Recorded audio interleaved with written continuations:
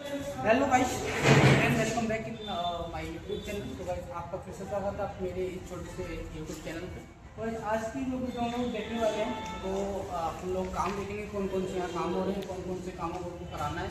आज जो मैंने वीडियो बनाना स्टार्ट किया डायरेक्ट साइड पर आकर बनाना स्टार्ट किया, क्योंकि अब मैं 2 दिन से लगातार पीजी दिखा रहा हूँ। तो वो पीजी दिखाने के मतलब क्या था कि दिखा दी मैंने कहाँ रहता हूँ, कहाँ मैं रहता हूँ, क्या मैं करता हूँ और क्या करता हूँ, वो चीज़ें अलग हो गई। अभी मैं साइट पर पहुँच गया हूँ। साइट का पहुँचने के बाद अब प्रॉपर आपको इस चैनल पर साइट की वीडियोज मिलेंगी या फिर कोई ब्लॉग मिलेगा जहाँ मैं घूमने जाऊँगा। तो आज की वीडियो में मैं आपको बताने वाला हूँ वो है पीसीसी। हमारी ये रात पीसीसी हुई है। पीसीसी करने के लिए हमने इसमें कौन सी ग्रेड का यूज़ किया है और कौन सा मटेरियल का रेशियो रखा है, वो सारी चीज़ें मैं आपको बताऊंगा। और इसका कौन सा रेशियो है वो भी इस वीडियो में आपको बताऊंगा। सबसे पहले हम पीसीसी की बात कर लेते हैं। पीसीसी करने के लिए जो हमारा ग्रेड होता है वो 7.5 का होता है, M7.5।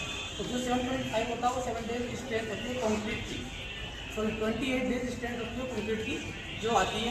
और उसके बाद जो इस मटेरियल का रेशियो रखना होता है वो होता है 1:4:8 का। 1:4:8 का मतलब क्या होता है, 1 पार्ट सीमेंट, 4 पार्ट डस्ट और 8 पार्ट जो हमारा होता है एग्रीगेट का होता है। तो इस तरह से हमारा पूरा एरिया था जहाँ पर अभी रात को पीसीसी हुई है। अब जो पीसीसी होगी उसको उस साइड करनी होगी जहाँ पर अभी पीसीसी करने की तारीख चल रही है। बाकी ये सारा मटेरियल रखा हुआ है जिससे हम लोग पीसीसी करेंगे। बाकी हमारा जो काम साइड पर चल रहा है, बहुत सारे काम चल रहे हैं। साइटिंग में काम चल रहा है यहाँ पर, और हमारा जो काम चल रहा है यहाँ इलेक्ट्रिकल का ही काम चल रहा है, जिसमें इलेक्ट्रिकल में स्पीड डाल रहे हैं लोग, अभी न्यू कॉन्ट्रीब्यूट की मार्किंग कर रहे हैं और कॉन्ट्रीब्यूट कर रहे हैं सीलिंग। तो ये सारे काम हैं यहाँ पे जो 1 बाई 1 चल रहे हैं। और कुछ काम ऐसे हैं जो पहले कर रहे हैं साथ। तो ये हमारे गढ़तार हैं जो यहाँ रहकर सारे लगाने की रक्षा करते हैं, बहुत सारी चीज़ें देखते हैं। ये भी हैं तो बने रहो। मैंने अभी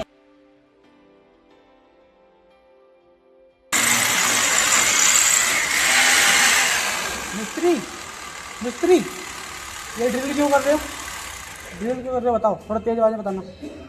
ड्रिल कर रहे हैं सरिया फंसाने के लिए। क्यों सरिया फंसाना क्यों है? सरिया फंसाएंगे तो ये मजबूती आएगा। किसकी मजबूती आएगी? ये फिर कॉलम। अच्छा, तो ये बोल रहे हैं कि यहाँ पे कॉलम खड़ा करना है और ये नीचे का ये स्लैब है। अगर हम सिंपल इसको अगर यहाँ खड़ा कर देंगे तो उतनी कॉलम की मजबूती नहीं आएगी, इसलिए उसमें ड्रिल कर रहे हैं जिससे कि थोड़ा ये कवर वो हो जाएगा, धस जाएगा, तो उससे थोड़ी सी पकड़ ज़्यादा हो जाएगी। तो इसलिए हम लोग इसमें ड्रिल करते हैं और मिस्त्री एकदम अच्छा काम कर रहे हैं। करो मिस्त्री।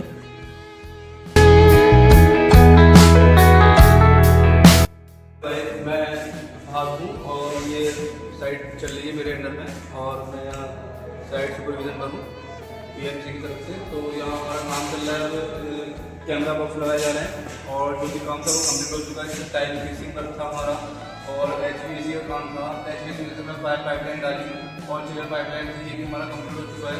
डोर फिक्सिंग है और ग्लेजिंग के काम है, ये सब हमने करा लिए हैं। फाइनली आज इसका 12-13 तारीख तक हैंड ओवर होना है, तो लगभग काम पूरा हो ही जाएगा एक दिन के अंदर हमारा। एंड अभी हम POP आ रहे हैं इसकी फैन चलाकर, इसके अंदर से पेंट वर्क होना बाकी है बस। और फिर इसके बाद कारपेट लगाया जाएगा, उसके बाद फिर ये कंप्लीट हो जाएगा। हाँ जी, क्या हाल है? तो देखो ये मैं एक चीज़ दिखा रहा हूँ। ये सामने एक पार्टीशन वॉल है, मतलब उधर एक केबिन रहेगा, उस दीवार के उस पार और दीवार के इस पार एक केबिन है, बीच में एक पार्टीशन वॉल है। भाई पार्टीशन वॉल हम लोग इसमें बना रहे हैं, लेकिन पार्टीशन वॉल बनाने के लिए हम लोगों ने क्या किया है, इसमें 4 कॉलम दे रखे हैं, 1, 2, 3 और एक 4 कॉलम इसमें दे रखे हैं। इतनी छोटी सी दीवार में हम लोगों ने 4 कॉलम दिए हैं। उसका रीज़न ये है कि ये 4 इंची की वॉल है। अगर 4 इंची की वॉल है और इतना लंबा अगर हम लोग ये ब्रिक वर्क करते हैं तो उसमें क्या होता है, एक लचक आ जाती है। उससे बचने के लिए हम लोग इसमें क्या करते हैं, कॉलम को देते हैं जगह जगह पर। तो ये मैंने कॉलम दे रखे हैं। कॉलम की जो डिस्टेंस है उस कॉलम से यहाँ तक ये 1900 है, फिर इसके बाद ये 1900 है, उसके बाद वो 1600 है। तो इस तरह से बीच बीच में दूरी पर हम लोगों ने कॉलम दिए हैं। तो ये कॉलम होते हैं। उसके बाद ये जो एक आप बैंड देख रहे हो, सेम बैंड हमारी सामने वाली वॉल पर भी आएगा। आज एक नई बात और बता रहा हूँ। ये हमारा एक सामने प्रोजेक्ट है। इस प्रोजेक्ट का क्लाइंट के साइड से और कंपनी की साइड से हमारे ऊपर इतना प्रेशर आया हुआ था कि इसका हैंडओवर 12 को होना है और आज 12 तारीख है और इसमें अभी भी इतने सारे काम होने बाकी हैं, जिसकी वजह से आज ये हैंडओवर हो ही नहीं सकता और आने वाले 8 दिन के अंदर भी नहीं हो सकता। तो कंपनी की तरफ से बहुत सारे प्रेशर मिलते हैं, उन प्रेशर्स को फेस करना होता है और हमको अपने आप को संभालना भी होता है और काम भी करवाना होता है। तो आप देख सकते हो इसके अंदर इतना काम चल रहा है। अभी आज 12 तारीख है, 12 तारीख को इसका हैंड ओवर होना था, होगा ही नहीं। तो कंपनी का जो प्रेशर होता है उस प्रेशर के साथ में काम करना होता है, लेकिन टेंशन उतनी ही लेनी होती है जितना हमारा काम हो सके। तो इन चीज़ों का भी हमको ध्यान देना होता है। तो सारी चीज़ें हम लोग ध्यान देकर ही सारी काम को हम लोग करते हैं। अभी देखो अंदर पेंटर लगा हुआ पेंट कर रहा है, जबकि आज इसका हैंड ओवर होना था, कैसे हो जाएगा, होगा ही नहीं। उधर सीसीटीवी कैमरे लग रहे हैं, तो बहुत सारे काम है। तो क्लाइंट की तरफ से और कंपनी की तरफ से सिर्फ प्रेशर होता है, काम जो होता है एक्चुअल में साइट पर होता है, साइट पर कंडीशन क्या है। तो इन चीज़ों को देखते हम लोग काम करवाते हैं। तो बने रहो, हर एक चीज़ का अपडेट मैं ब्लॉग में देता रहूँगा।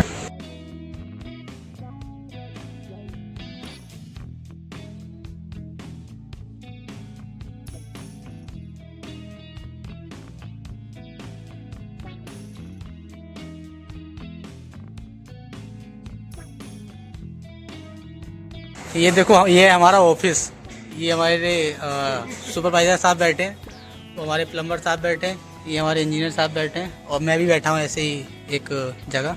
तो ये हमारा ऑफिस है। हम इंजीनियर्स हैं, हमारा कोई ऑफिस नहीं होता है बस इधर उधर भागते रहो, कुछ नहीं होता। हाँ, सबसे बढ़िया नौकरी है हमारी प्लम्बर साहब की। आओ चेयर पे बैठो, लेबर काम कर रही है। ऐसे कुर्सियाँ छीनते हैं हमारे यहाँ। और इंजीनियर देखो, इंजीनियर ऐसे दौड़ दौड़ के कुर्सियाँ छीनते हैं। आज से तैयार होकर आया। हाँ, फात कुछ बोलो। और मैं कहूँगा ये अजय देवगन भाई हमारे, ये बैठे हैं यहाँ पर और अच्छा। सुपरवाइजर ने पूरा हैंड ओवर, पूरी बिल्डिंग इनके हवाले है। बिल्डिंग इनके हवाले है, ये पूरे करता धरता कंपनी के यही है। सबसे जो मेन हेड है हमारी कंपनी का, वो ये लड़का है जो बैठा हुआ है।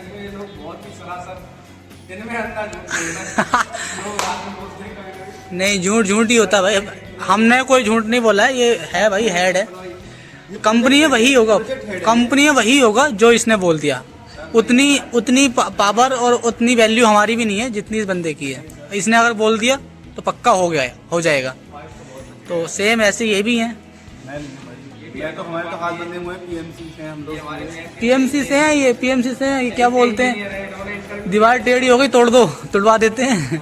कंड्यूट अगर सीधा लगा हुआ नहीं है, निकाल दे, दोबारा लगा इसको। तो ये इनकी पावर ये है, लेकिन मेरी कोई पावर नहीं है। सो गाइज, अभी हमको बात बताएंगे कि ये जो फायर के पाइप है, फायर का पाइप कौन सा होता है, इसमें ये जो कोट हो रखा है कलर का, ये कलर का कोट क्यों करते हैं, और अगर ये पाइप जो भी है उस पाइप को हम लोग यूज क्यों करते हैं। तो फात बताओ। ये हम लगाते हैं एमएस के पाइप, इसके अंदर हम लगाते हैं और एमएस के पाइप लगा के इसमें प्राइमर करा जाता है। प्राइमर करते हैं इसलिए ताकि इसमें कोरोजन न लगे। ओके। हम चाहे तो और भी लगाते हैं, लेकिन उसमें जंग लग सकती है, कोरोजन लग सकता है, इसलिए हम इसको लगाते हैं। इसमें जैसे 10% अगर जंग लग सकती है तो उसको भी हम हटाने के लिए इसमें फिर प्राइमर करते हैं। ठीक है। प्राइमर करने के बाद फिर जंग के चांसेस बहुत कम हो जाते हैं। ओके। उसके बाद फिर हम इसको रेड पेंट करते हैं। रेड पेंट से हम इसको शो करते हैं कि ये जो है फायर फाइटिंग की पाइपलाइन है, इसमें स्प्रिंकलर वगैरह लग जाते हैं। ठीक, मतलब आप कहना चाह रहे हो कि इस लाल कलर से पेंट करके हम इसको इंडिकेट करते हैं कि ये फायर का है। जी, इंडिकेट किया जाता है। और प्राइमर का दूसरा मकसद ये है हमारा लगाने का कि जो पेंट होता है वो अच्छे से पकड़ बन जाती है उसकी। बिल्कुल सही बात, बिल्कुल सही बात है। अच्छा, एक चीज़ और, ये जो मैं सामने देख रहा हूँ ये फायर के पाइपलाइन है, ये अलग अलग डाया के दिख रहे हैं, इसका क्या मतलब है? जी, जैसे कुछ 65 mm डाया होता है, किसी का 100 mm डाया होता है, तो उनकी रेंज होती है।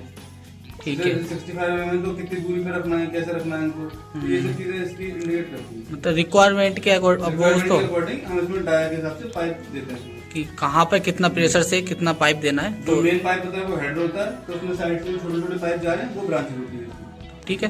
तो गाइस, आपको इन्होंने फायर फाइटिंग के बारे में काफ़ी ज़्यादा कुछ बताया है, तो ये भी बहुत सारी बातें हैं सीखने वाली। अगर आप जानना चाहते हो कि ये फायर फाइटिंग क्या होती है तो आपको समझ में आ भी गया होगा कि फायर फाइटिंग की लाइन क्या होती है, हम लोग इस पर रेड कलर क्यों करते हैं, प्राइमर क्यों करते हैं और एमएस का पाइप क्यों यूज करते हैं। तो दोस्तों बने रहो मेरे साथ ऐसी इस वीडियो में, तो मैं आपको बहुत सारी चीज़ें सिखाता रहूँगा, बताता रहूँगा। मेरे साथ में फाद भी बहुत चीज़ें बता रहे हैं, मैं भी बहुत सारी चीज़ें बता रहा हूँ। तो बने रहो ऐसी ब्लॉग में, मैं आपको पर डे नई नई चीज़ें सिखाता रहूँगा।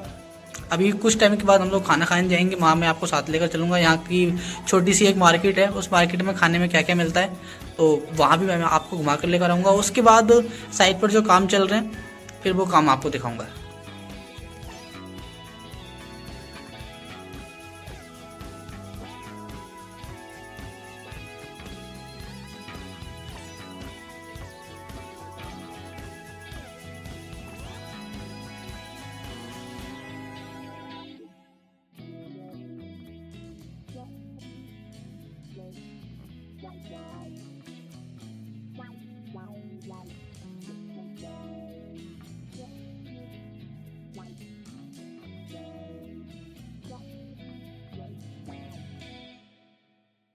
गाइस मैं साइड से फ्री होकर अभी रूम पर पहुंचा हूँ। रूम पर पहुंचने में मुझे काफ़ी लेट हो गया है। अगर मैं टाइम की बात करूँ तो अभी टाइम हो रहा है रात के 8 बज गए और मैं इतना लेट साइड पर पहुंचा हूँ। हुआ क्या था कि शाम के टाइम एक क्लाइंट के साथ मीटिंग थी, उसमें मैं बिज़ी हो गया और मेरे को टाइम लग गया, इसलिए यहाँ तक पहुँचने में मेरे को इतना टाइम हो गया। सो गाइस मैंने आज आपको वीडियोज़ में बहुत सारा कुछ सिखाया है, बहुत सारी चीज़ों के बारे में बताया है। तो आप और भी चीज़ों को सीखना चाहते हो, जानना चाहते हो तो वीडियो को पूरा देखा करो और कमेंट करके बताया करो कि आपको कौन से टॉपिक के बारे में वीडियो चाहिए, कौन सा ऐसा टॉपिक है जो आपको लगता है कि उस पर मुझे वीडियो बनानी चाहिए। तो ये सारी चीज़ें हैं मैं आपको वीडियो में दिखा रहा हूँ, समझा रहा हूँ। तो आगे भी ऐसे दिखाता रहूँगा, समझाता रहूँगा। तो बस आप वीडियो को देखो, शेयर करो और चैनल को सब्सक्राइब करो ताकि जो भी वीडियोस आएँ उनका लिंक सबसे पहले आपके पास पहुंच जाए। लिंक इन द सेंस की नोटिफिकेशन आपके पास सबसे पहले पहुंच जाए। तो ठीक है, बाय बाय, टेक केयर।